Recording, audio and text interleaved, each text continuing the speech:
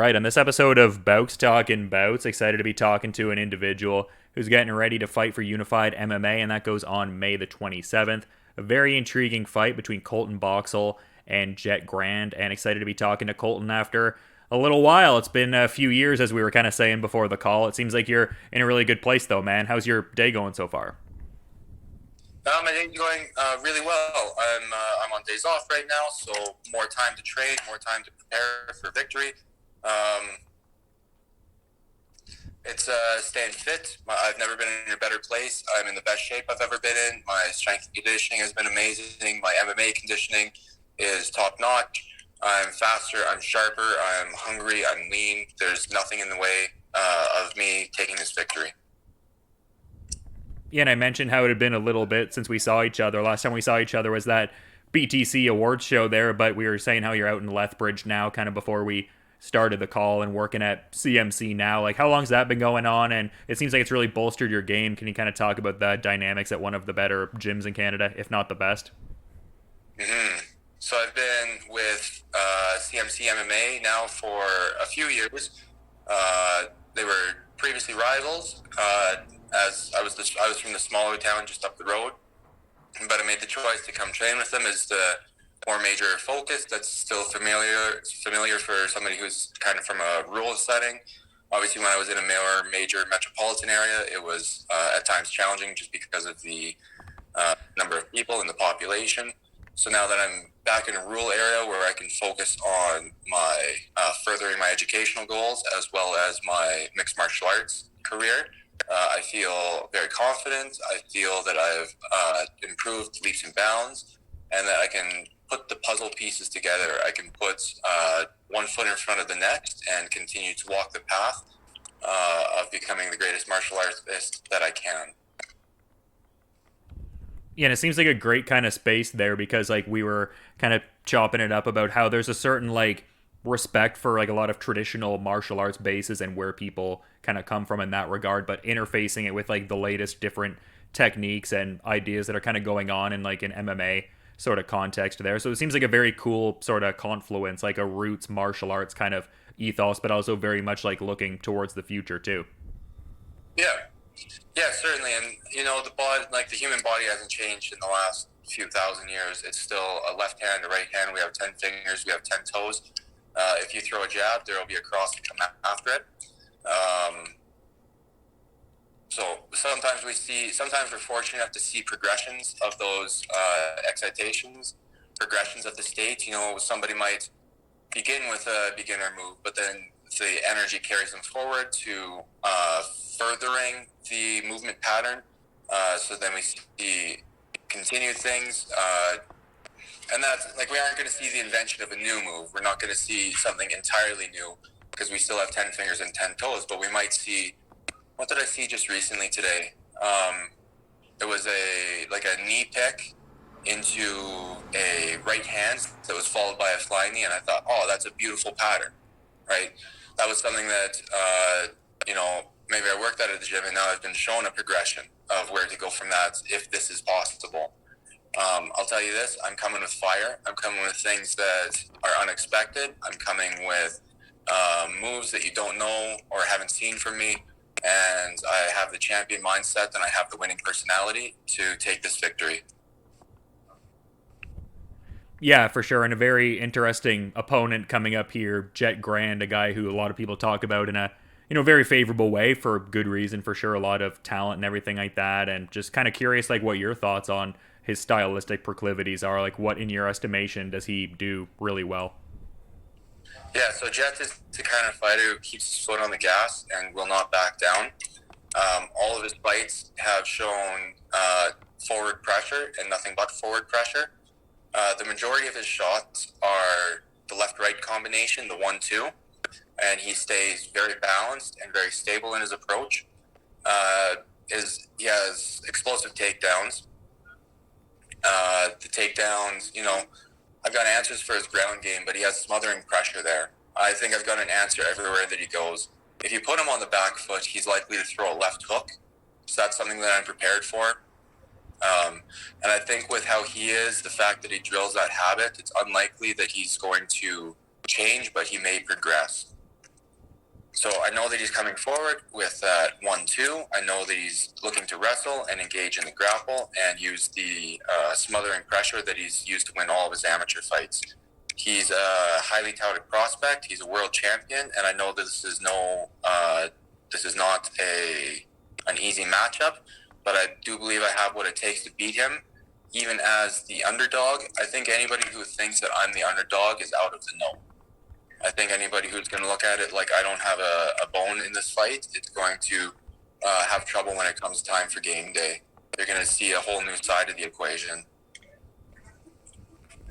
Yeah, for sure. I think if people are looking at the deeper context, they'll see kind of like where you've been and everything like that, and just the fact that you've tested skills with guys like, Brendan Allen at the IMAF stage and stuff like that. So, yeah, very much a fight where sometimes like like however you want to like look at the record, it kind of belies like the broader experience one brings to the table. Yeah, so I think Jett remind me if he was the 155 or the 170 champion for IMMAF. I believe he was 155 for IMAF, yeah. Yeah, was he the 170? I think he fought at 170. No, he fought at 155 because it was Martinez that was at 170. Yeah, yeah. And he won silver twice against William Stark. So I went in at 185 the 2 years before Jett Grande, I believe. And in the year that I won, I failed to defend my title on the regional scene, on the regional level the second year. But the first year I ran into Brendan Allen, who is now a top 15 middleweight in the UFC. So obviously there was a clash of potentials there. But I was the only man to take him down in that tournament.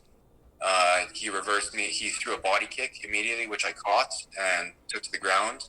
He reversed the position with an omoplata, which I was caught in for the majority of the first round. And in the second one, I attempted to take down again. He stuffed the shot and secured his victory with a rear naked. Jett didn't run into anybody at all at that level. He fought, who did he fight in the tournament at IMMAF? Who's the biggest name that he fought? I fought a top 15 middleweight. I fought a future contender. Who did he fight? He might as well have had a cakewalk going through it. And now on the pro scene, he was challenged once at an XFC event. I watched that card. I know what he's bringing. And then he fought two teammates of mine. So I also have this vendetta against him with the need to return to represent my team's name, as well as my comrades, my teammates. They're out for blood, and I'm going to bring that kind of vengeance. Nothing personal to the guy. That's just, there's a name and there's a sign over the door. I don't think he could take it. So yeah, sort of like a redemptive component in the context of competition, but not like any kind of, issue with Jett specifically. No, not at all. I've met him once before, and he was a very friendly person. I know he smiles down deep. Yeah. So I look forward to him. I don't want to meet him there, right? I don't want to take anything from the kid other than a victory. I want to put on a valid show of display. I want to put on all of the skills that we have and do something that excites the fans. And the platform for it is, cool too. Just the visibility of a platform like UFC Fight Pass. So definitely a cool facet for a lot of fighters. Like, is that something you put any level of stock in? Is it kind of just like, oh, that's sort of cool, or is it largely inconsequential, you'd say? No, there's stock to go with that. It's there's some amount of accolade that follows fighters who are able to reach that level. And so it becomes a talking point, especially when I'm around work or on the job site. People are interested. They want to know where I'm fighting, because the majority of people aren't willing to step up to that level. They wouldn't enter a fight, but they're very willing to watch one. So it's interesting that way, that I can fight in a way that can reach broad audiences for an affordable rate. So certainly the more people that I know, it's fighting for fame and glory.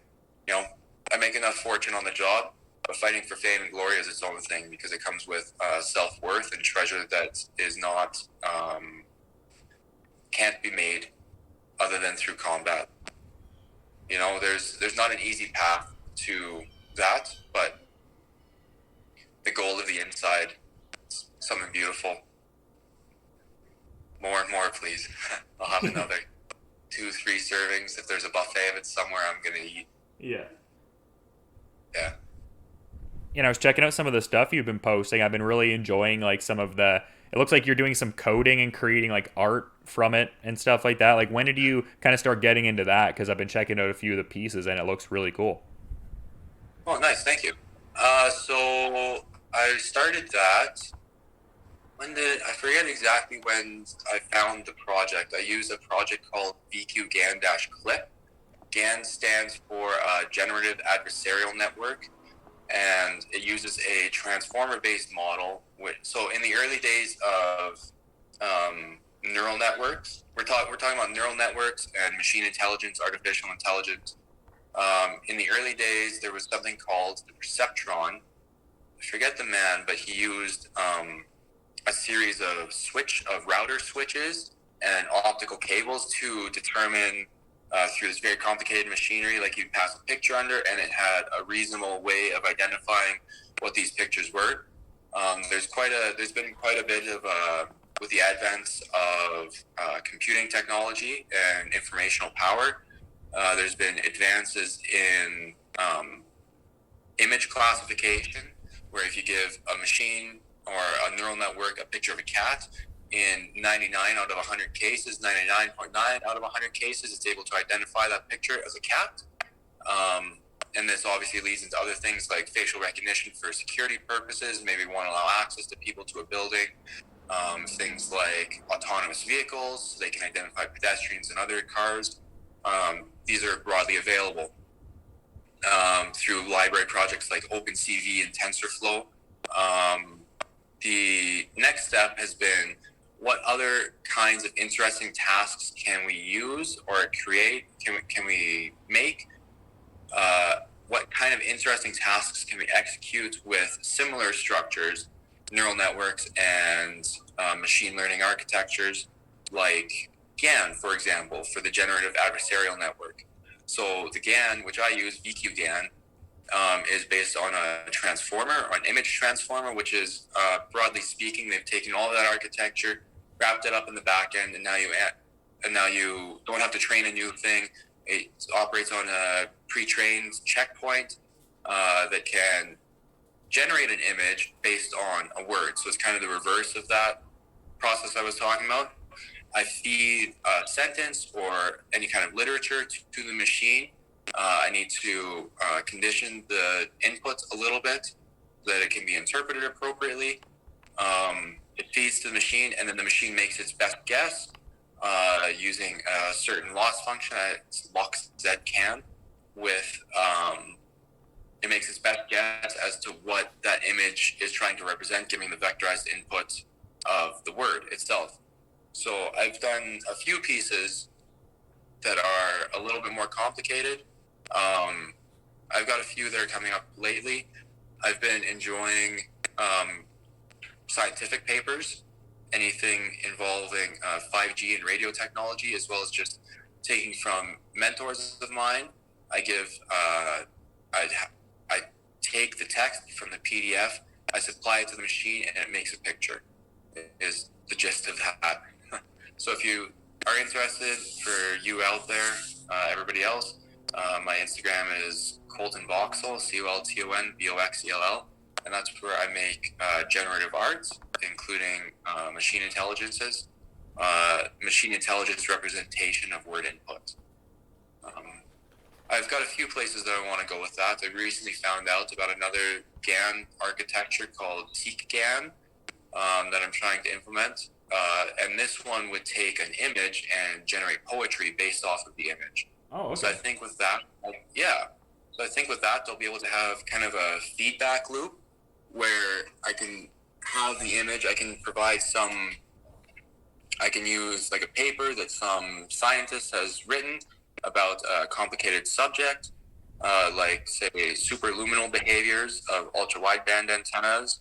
I can have it interpret a picture from that, and then I can have the picture have word output, and then start the whole process over again. So the two can really pair off of each other in that generative adversarial network kind of topology. and like that, I'll have a profit, I guess. There's the steps, question mark, profit, Yeah, So yeah. it's interesting to me, um, as a way to spend my downtime. Yeah, very interesting for sure. It seems like it interfaces like just a very artistic side to you that you seem to have, but also like an analytical kind of side too. So it seems like a best of both worlds kind of thing there. Yeah, I'm fairly high in trait intellect if you follow the ocean model, which means that I want to absorb facts and information, and I want to make sense of them as well. So that's like, obviously there's the kind that are serotonin dopamine based, the energetic excitations of my body. But then there's also the kind that satisfy my mind and allow my brain to create brainwave patterns that are more and more interesting and give back to the world, draw the interest and attention of others. So I don't think they're too far out, and I think the hand follows the foot in that kind of way. So yeah, looking forward to it. 30's been better than anything else. My 20s were good. They were filled with strife, as well as like I set myself up through education, and then I kind of grew disillusioned. And the 30s, like now as a 30, almost 31, I'm confident in saying that it's been better. Like, things do improve. And I have that chance and that opportunity to look forward to everything that is to come. And nobody can take that from me, regardless of how much you're going to try. Yeah, I love the mentality and just where you're at with the temperament and everything like that. And just really glad I could get some time ahead of this fight with you here, man. And just great insights for sure. But is there anything you might want to add as a parting thought as we're kind of wrapping up that maybe wasn't mentioned? Um, no, nothing's coming to mind, Dylan. But I do really appreciate the out or the venue that you give for martial artists, and for people to be able to speak freely and openly. It's interesting, and thanks for reaching out and keeping in touch. Yeah, it was great getting to talk to you, man. Like I said, it'd been quite a number of years. It's one of those things where like you quietly don't realize it. Like it's like when I'd set up the interview, I kind of was looking back to the last time we spoke. It's like, oh yeah, I guess that was January 2019 or whatever it was there. So definitely been a little bit January 2020, I guess, but all the same, a meaningful period of time. Yeah, certainly. Yeah. But yeah, very much looking forward to this fight here. And yeah, people can check that out if they're not in the local Enoch, Alberta area. If they're not adjacent to Edmonton, they can peep that on UFC Fight Pass. And a great fight awaits them with Colton Boxell and Jett Grande testing skills. And yeah, just excited to take in Unified MMA 45. And thanks for your insights ahead of this big card here, Colton. You enjoy the rest of your day. Sure. Thank you, Dylan. You as well. All right, on this episode of Bowks Talking Bouts, excited to be talking to an individual set to compete at Unified MMA 45, which transpires May the 27th. We have Jett Grande and Colton Boxell getting out there, testing skills at River Cree Resort and Casino out in beautiful Enoch, Alberta there, and very happy to be talking to Jett. How's your day going so far, Jett? It's pretty good. Yeah, I'm just getting ready to do my last strength and conditioning, and yeah, just wrapping up this week. Starting my water load for my weight cut. Basically, yeah, just finishing my last few sessions of the week, and yeah, it's good. Yeah, and you're mostly getting in work at Arashi Do, just in the localized work ahead of this one. Like, I know you've gotten in some workout in Vegas now and again, but just as far as like the localized, like close proximity to the fight kind of stuff, are you mostly getting in work at the Red Deer gym there? Yeah, absolutely. Yeah, just at Arashido here. So yeah, it's been good. I got a really good relationship with Gary Vig. He's my head coach, and yeah, we're working hard together. So yeah, it'll be good. I feel prepared.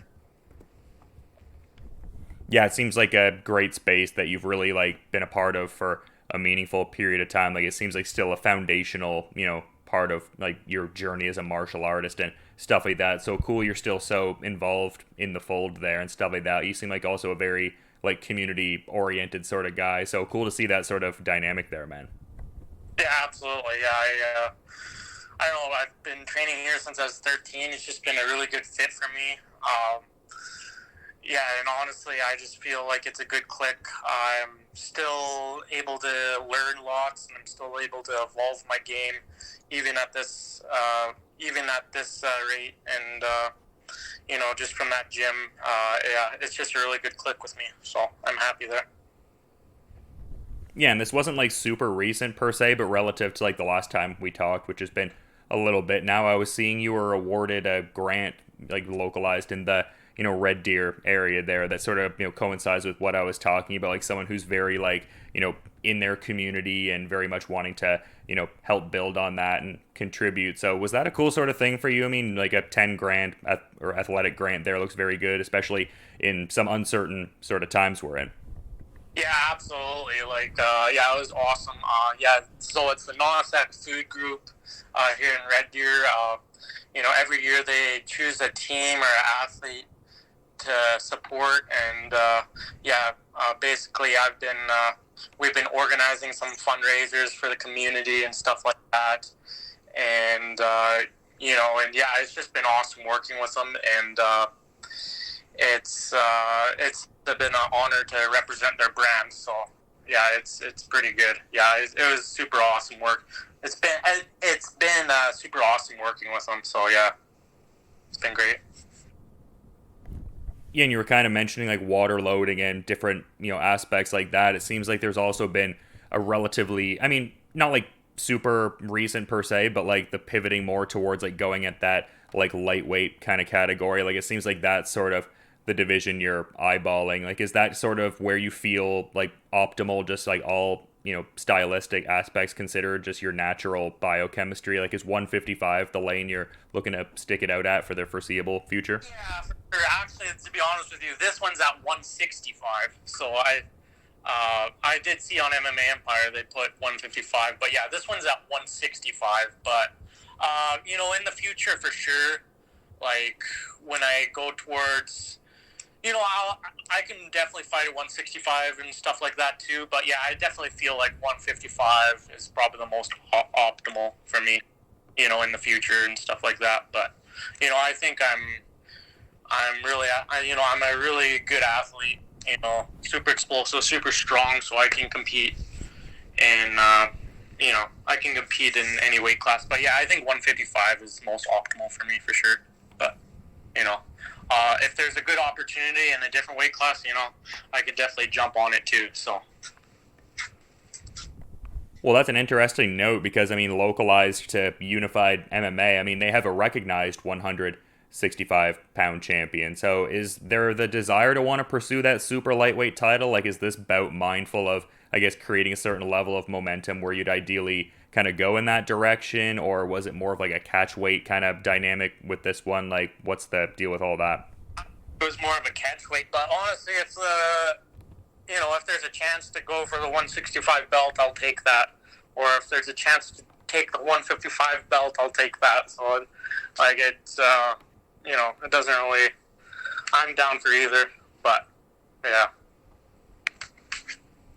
Yeah, and there seems to be that certain level of discourse around, like, I mean, some promotions are doing it for sure. Like, as I mentioned, Unified, Eagle FC, seems like they're trying to make some strides with that. Like, would you like to see some of the weight classes get amended, like whereby welterweight becomes like 175 pounds and then maybe there's like a 165 in between?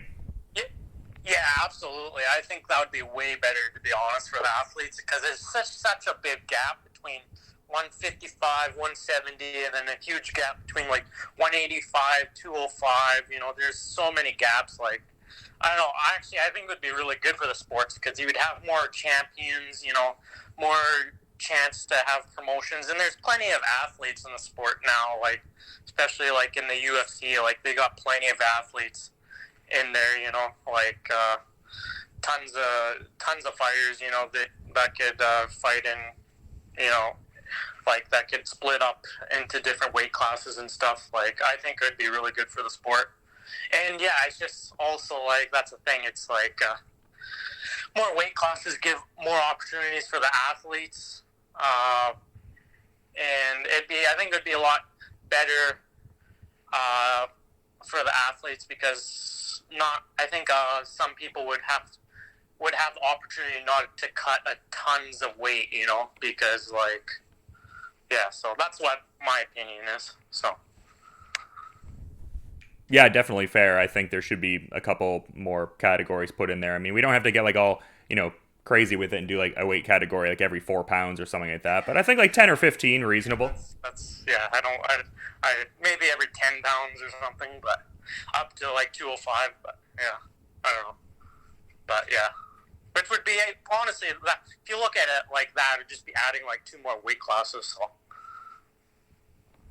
Yeah, I mean, absolutely. Like, it wouldn't be like upending it or changing it dramatically per se. But I wanted to kind of talk about what seems like a bit of a sort of shift in a certain regard. And I'm kind of wondering to get your insights on this there because I was seeing from a Unified MMA article kind of like after your last fight there. It was talking about how like during your lengthy amateur run there and everything like that and just you got over like a dozen fights in there, but like when you got to the pro ranks, like you really started like ramping up some of the like knockouts and stuff like that, which like not necessarily as prevalent in the AMI run there. Like, do you look at that as like a byproduct of your, I guess, like skill growth and stuff like that, or is like the outcome kind of dynamic there just not oriented to that? Like, I guess how would you view that sort of thing, like just not really getting as many of the well, yeah, definitely. I think I hope I've improved since my amateur days. But no, I've definitely improved a bit. But I also think it's just finally just getting so comfortable in the cage and just letting all my skills show in the cage. Because I think even in the amateur days, I could have probably knocked a couple people out. But I just, I just wanted to. I was really a strong grappler, so that's kind of what I tended to do. And I had a good wrestling background, so that's what I tended to do. Is just kind of like manhandle people. But I wouldn't always get the finish. But yeah, now I'm starting to let my hands go. I'm a lot more confident. I'm just ready for wherever the fight goes. And another thing is just pacing myself, the pro, so basically my pro debut, amateur, it was 3 minutes by 3 minutes, so the pacing's a little bit different, versus pros, it's 3 times 5 minute rounds, so the pacing's a little bit different, so it's really easy to wrestle 3 by 3 minute rounds, to be honest. Wrestling 3 by 5 minute rounds, I can definitely do it, but it's a little bit more challenging. So, I don't know, it's just about pacing myself, mixing everything up.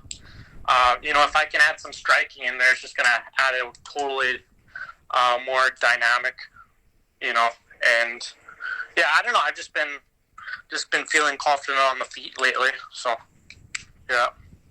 And with the ground and pound and everything, I just want to, now as a pro, it's the more finishes I can get, the better, I think. And, as an amateur, it's, I was just going in there, don't get me wrong, I was trying to finish people, but, especially a lot of there were tournament fights, it's you got to fight the next day right after, so you don't want to go balls to the walls, and, a lot of things can happen, so yeah. I don't know, it's just been a combination of things, I think, but, yeah, now I'm, it's good. It's good. I'm glad I picked up these last 2 fights as finishes, so yeah. And that's sort of a unique thing about MMA because like that could almost be like, I mean, obviously the development in the striking is happening, but that could also be informed by just the well-roundedness of the skills, just in as far as like maybe the opponents are like, okay, he's probably gonna like shoot for a takedown here, and then maybe that sets up more like striking kind of exchanges, and then maybe also situations where the inverse could be true, where they're like, oh, this guy's been knocking people out a fair bit lately, and then all of a sudden the wrestling kind of comes in and there's more of a surprise factor. Yeah. I'm striving for, so yeah, absolutely.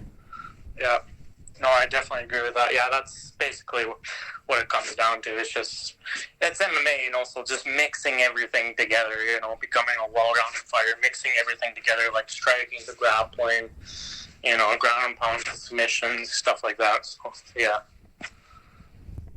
Yeah, and talking about the amateur experience is important too, because I'd seen previous articles of yours, and I'd also talked to you when you were like in your amateur kind of run there, and like at one point, more so early on, like you were kind of thinking like, oh, I'll take like a couple amateur fights, go pro sort of thereafter, but obviously got a fair bit of experience there. And I think you're an individual that's kind of like emblematic of that like growth in the amateur MMA scene and trying to put more of like a focus on that part of the development before just jumping right into the professional ranks. Like, can you talk to the, I guess, amateur learning curve you had and just how important that was to the transition to pro and just the overall development? Yeah, absolutely. Like, super important. Like, cage experience is so important. Like, honestly, like, most of the time, when I go in the cage now, I'm barely even nervous at all. Like, it's just like another day in the office to me, just because I've made the walk to the cage so many times now.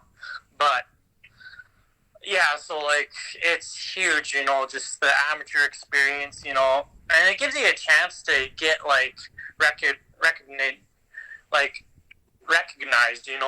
it gives you a chance to be accomplished, before you go pro. Like, it's good for marketing, like, gets your name out there, I've got a lot of opportunities and a lot of hype behind me just because of my amateur career.